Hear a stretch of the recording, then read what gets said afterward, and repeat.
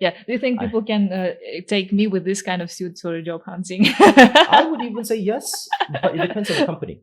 Okay. And this is why I write my stuff as well, because the thing is that people have an image about Japan.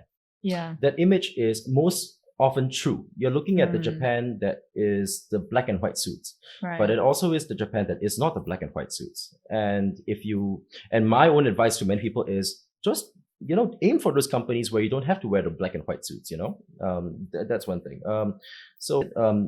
Taking this idea and a stereotype of Japan as everything that Japan has to offer. Japan is not a single identity. If anything, as I said, if there's black and white suit Japan, there's also the kind of Japan which hired me through a long-term internship.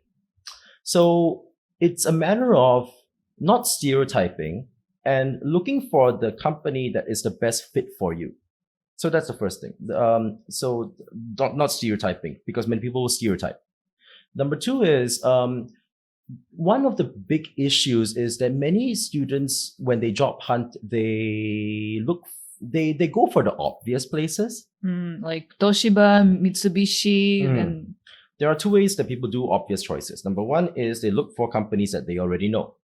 So you're looking at, as consumers, we know what Google is. of course. Yeah. But the thing is that in the same field, you have companies like SAP. So companies which do business with other companies, right?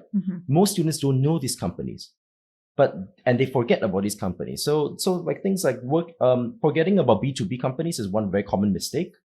Another common mistake is not looking at the SMEs. But I know why people want to go for the big companies. If you go to a big company, you would expect more security. You would expect a better name on your resume.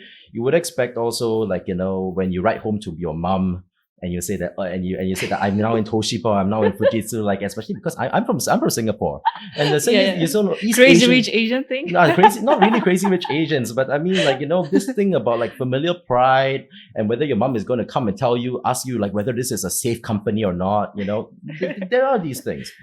Your family will be very proud if you join a big company, but on the other hand, small and medium companies, from my own experience as well, can be very good employers because you tend to learn faster. You tend to more freedom. Yeah, more freedom. Not necessarily, but more. But it's more likely. And so, not just looking for you kind of have to broaden your choices. Yeah.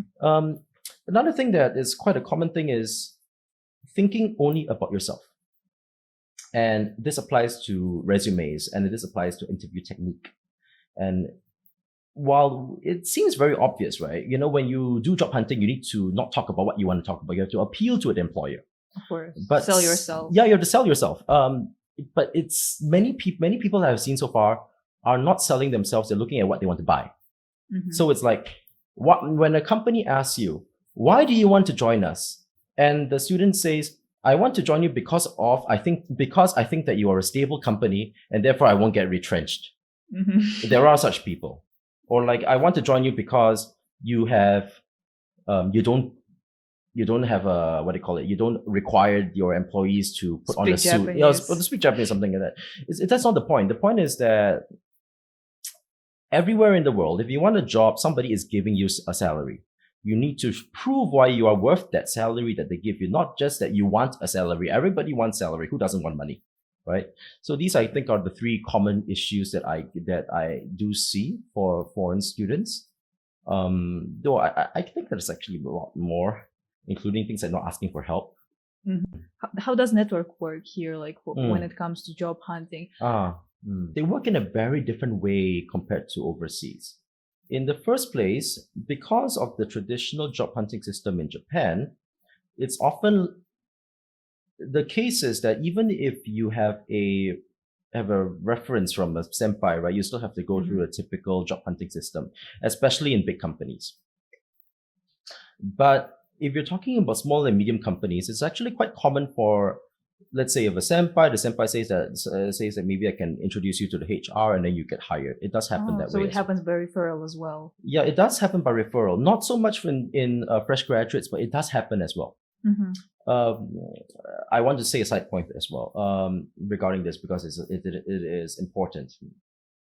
My own experience has been that the foreign students who are the most successful in their job hunting tend to be the people who have done the most work and activities outside school instead of inside school. Mm-hmm. So it means, networking, it means volunteering, it means participating in conferences. And it pretty means, much showing yourself. Yes, and internships, even baito, baito. Because this is the kind of experience that will increase your network, increase the number of people you can ask for help regarding, let's say, interview technique or like referrals as well. So I'm sure that I shouldn't be saying this too loud because some professors will get angry at me for distracting their students. It's really true that if you are still quite early in your student career in Japan, my real advice is don't keep yourself to school.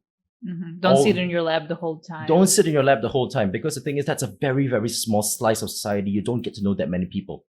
That's true. Actually, that's what I also noticed that we already talked to Haruka from BARC. From BARC, yeah, okay. Yeah, we talked about that. A lot of students, you see the same pattern. They come here for 2 years, they stay in their lab. Maybe they do a couple of baito, but they don't really expand their network and they just go home. And they don't even consider Japan because they see only Japan like within their lab and that's it. It's a waste. It's a waste because I don't think anybody comes to Japan to just live their whole life in their lab. There's much more to experience, and that experience actually helps you even if you go back home because you have a deeper understanding of Japanese society if you do work here. It's a whole different field of experience working in Japan versus just studying, right? And if you have that working experience, even when you're a student, it really does inform you more about Japanese society. Yeah, I see. So